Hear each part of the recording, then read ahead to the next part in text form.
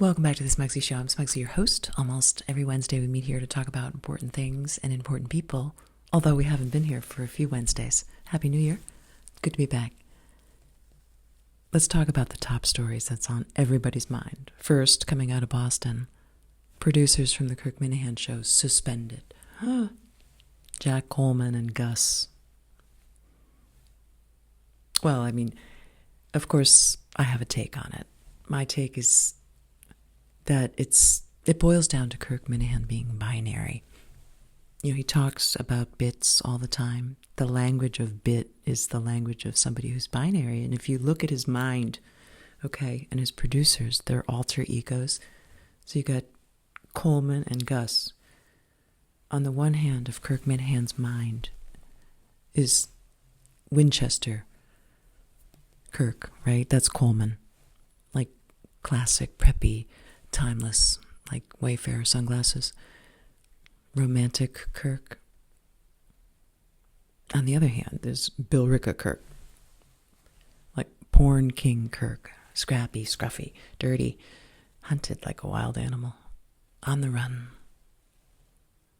The fans of the Kirk Minihane Show love both of those sides of Kirk. But, you know, they have to be in battle if you're going to be part of the longest running men's soap opera like the Kirk Minihane Show is. You know, you've heard of As the World Turns. Well, here you have it. It's still turning.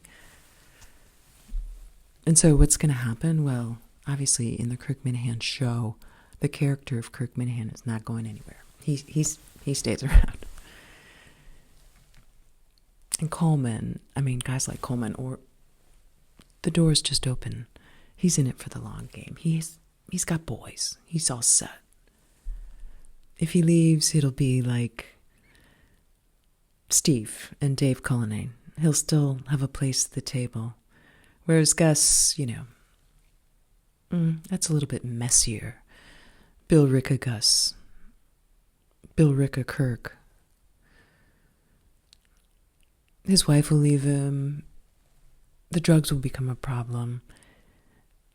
I would say his best gig is to get a part in the case as one of the reality characters who hits rock bottom and then struggles to make it to the top. But the real question on Minihane's minds is not really what happens to Gus, because nobody cares. It's like, well, who's going to fill in for Bill Ricka Kirk on that side of his brain in the producer box? And the obvious candidate, I guess, is Montante. Not this Mick. He's not Bill Ricka Kirk. He needs someone with balls, you know? Someone who's a little bit tough. Not that tough, but like a little bit. So really, though, the question for the audience and what draws the audience in, what makes it such a cult-like following is, well, where's my character going? What's my role in all this? And I've given it some thought. The Smugsy Show is still, of course, with the Zelensky. As I said early in 2023, we were going to jump in the war against Putin, and I still, to this day, in my heart of hearts, say, fuck Putin. And fuck Lukashenko, that fat shit next door. But I've grown weary of the war. It's worn on the show. It's worn on the fans. So for 2024, I want to develop a better relationship, a deeper relationship with my fans, and take us to a place that's a little happier. And so the direction that the show is taking for 2024 is we're going to incorporate the practice of the ancient Oofy Maloofy, which I'm very excited about. It's going to be new and different, and it's going to take a lot of sacrifice. But in the end, I think, you know, if I just work hard, I can reach my goals of becoming that timeless classic parody account.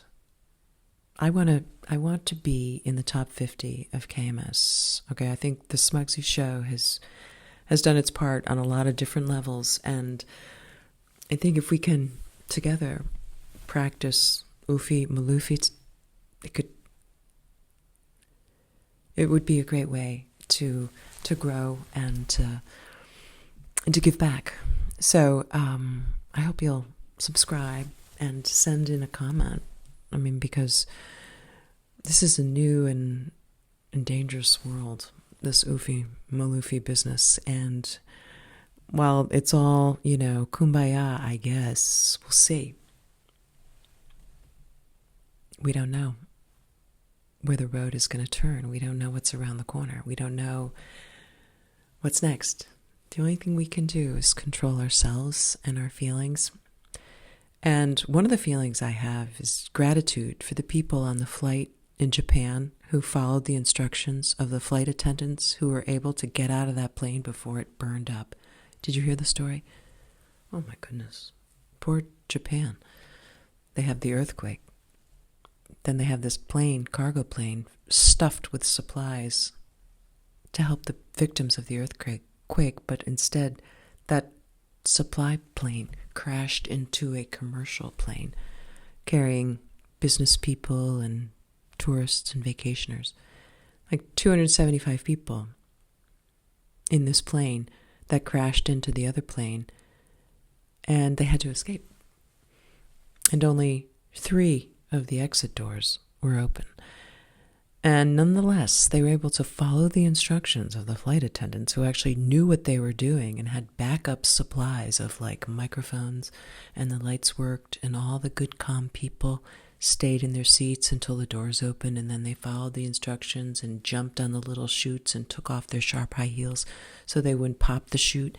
And then the good people who volunteered in the exits stayed at the bottom and helped them off the chute so everybody could get off. And literally, like minutes after everyone escaped, the whole plane went up in flames.